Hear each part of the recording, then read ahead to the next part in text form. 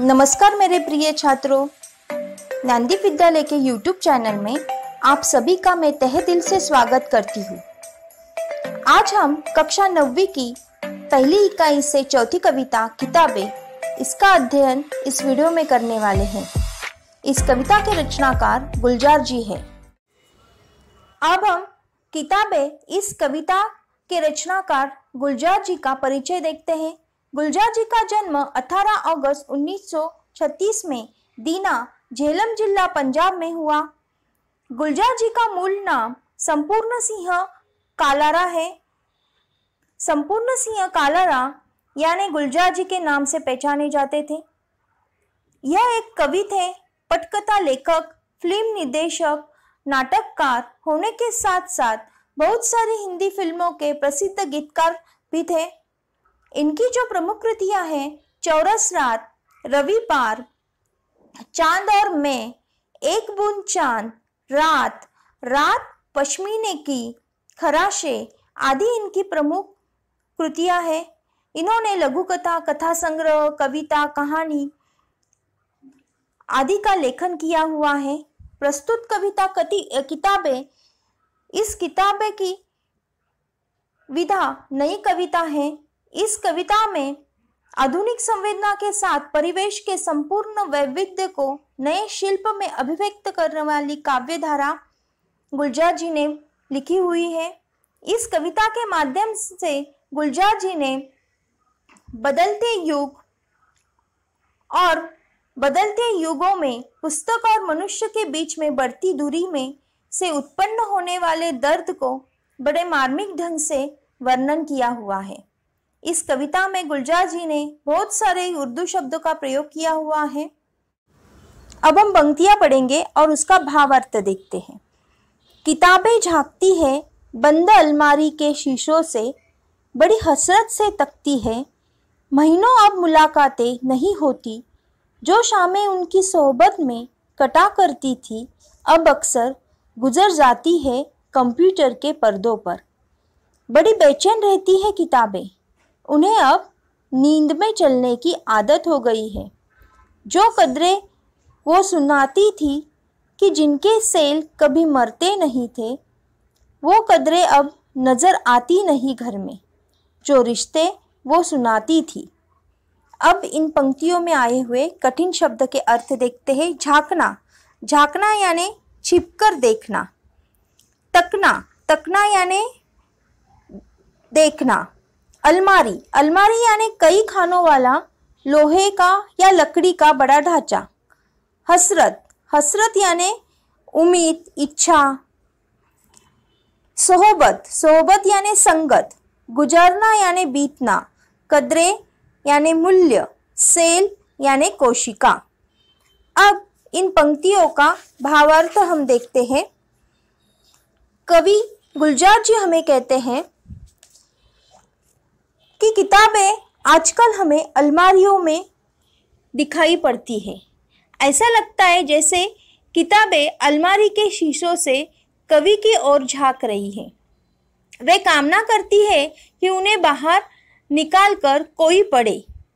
कवि कहते हैं कि अब तो महीने गुजर जाते हैं, उन किताबों से मिलना ही नहीं होता। एक समय ऐसा था जब उनकी शाम इन किताबों को पढ़ने में लगा करती थी, पर अब अक्सर ऐसा होता नहीं है। कवि कहते हैं कि अब कंप्यूटर आने के पहले उनकी शाम किताबों पढ़ने में बीत जाती थी, पर जब से कंप्यूटर आ गया है तब से वे कंप्यूटर पर ही पढ़ते लिखते हैं। इसीलिए उनकी शाम कंप्यूटर के पर्दे पर बीतने लगी है। इस वियोग के कारण किताबें बहुत बेचैन रहने लगी हैं। अब हालत हो रही है कि किताबों को नींद में चलने की आदत सी हो गई है, अर्थात वे कवि को अब सपने में भी कभी कभी किताबें दिखाई पड़ती है। इन किताबों से जिन मानवीय मूल्यों की जानकारी हमें मिलती थी और जो अशून्य हुआ करते थे, वे मानवीय मूल्य अब दिखाई नहीं पड़ रहे हैं। किताबों से रिश्ते संबंध की बातें होती थी, अब वह बातें दिखाई नहीं पड़ रही है। अब हम पंक्तियां भी पढ़ेंगे और उसका भावार्थ देखेंगे। वह सारे उधड़े उधड़े हैं, कोई सफ़ा पलटता तो एक सिसकी निकलती है। कई लफ्ज़ों के मानी गिर पड़े हैं, बिना पत्तों के सूखे तुंड लगते हैं वे सब अल्फाज, जिन पर अब कोई मानी नहीं उगते। कवि कहते हैं किताबों की प्रशंसा करते हुए कि किताबों, रिश्ते, संबंध के बारे में कि वे सारे संबंध अब उधड़ गए हैं, टूट से गए हैं। अब वे उन किताबों का कोई पन्ना पलटते हैं तो उनकी हालत देखकर उन्हें रोना आ जाता है और उनके गले से सिसकारी निकलने लगती थी। इन पन्नों से कई शब्दों के अर्थ फटकर गिर पड़े हैं। बिना अर्थ वाले शब्द ऐसे दिखाई दे रहे हैं जैसे वह बिना पत्तियों वाले कोई ऐसा ठुंड हो जिस पर अब कोई अर्थ नहीं उगता है।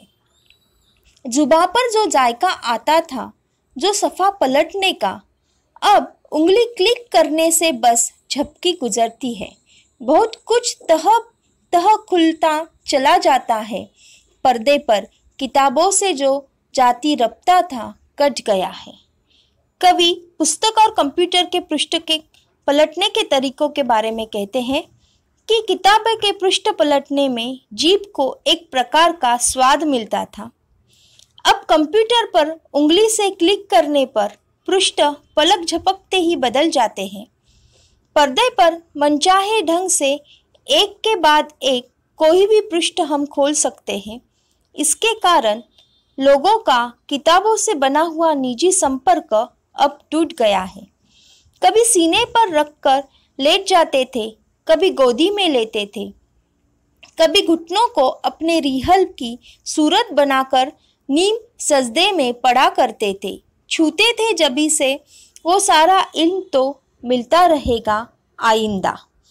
कभी किताबों के संपर्क के बारे में कहते हैं कि किताबें पढ़ते समय वे किताबों को कभी छाती पर रखकर लेट जाते थे, कभी उसे गोद में रखते थे, कभी अपने घुटने को रिहल की तरह बनाकर पुस्तक उस पर रखकर आधा माथा टेक कर पढ़ते थे, उसे माथे पर चढ़ाते थे ताकि भविष्य में भी उससे ज्ञान प्राप्त होता रहे। रिहल यानी थवनी जिस पर धर्म ग्रंथ रखकर पढ़ा जाता है। मगर वो जो किताबों में मिला करते थे सूखे फूल और महके हुए रुक्के, किताबें गिरने उठने के बहाने रिश्ते बनते थे, उनका क्या होगा? वो शायद अब नहीं होगा। किताबों के साथ कुछ रोचक बातें जुड़ी होती है। उसके बारे में कवि कहते हैं कि किताबों में कभी कभी किसी के लिए फूल या संदेश पत्र रख दिया जाता था, जिन्हें लोग सूख जाने पर भी संभाल कर रखते थे। ये उनके संबंधों को ताज़ा करते थे। किताबों के गिरने और उठाने के बहाने कुछ लोगों को संबंध जुड़ जाते थे। कवि कहते हैं कि जब किताबों का उपयोग ही नहीं होगा तो ऐसे संबंध कैसे बनेंगे। यानी इस कविता के माध्यम से कवि ने जो मनुष्य के पुराने संबंध थे पुस्तक के, जो बदलते युग के साथ उसमें दूरियां आती गई, किताबों का स्थान दुर्गम होता गया, किताबों से जुड़ने वाले संबंध अब टूटने लगे हैं, ये दुख कवि ने इस कविता के माध्यम से मार्मिक चित्रण किया है, इसका वर्णन किया है। छात्रों, कविता में आए हुए कठिन शब्द के अर्थ पढ़कर लिखना, इसका अध्ययन करना।